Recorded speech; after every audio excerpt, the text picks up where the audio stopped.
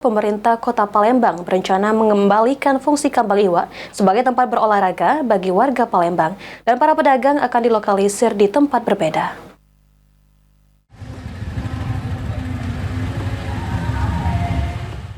Dalam upaya memperbaiki wajah Kota Palembang, PJ Wali Kota Palembang menginstruksikan kepada OPD terkait untuk mengembalikan fungsi Taman Kambang Iwa sebagai arena olahraga dan bukan tempat bagi para pedagang.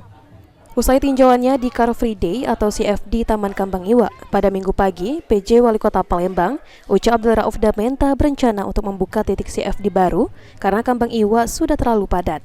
Selain itu nantinya Kambang Iwa hanya akan diperuntukkan untuk warga Palembang olahraga dan pedagang akan dipusatkan di tempat berbeda seperti di Jalan Mujahidin, Kelurahan Talang Semut maupun di Jalan Jenderal Sudirman.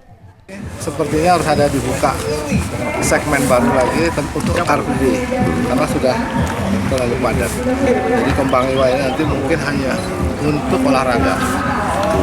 Car Free Day orang jualan pakaian, jualan makanan jadi satu. Udah nggak nyaman lah. Jadi harus kita buka lagi yang khusus ada Car Free Day.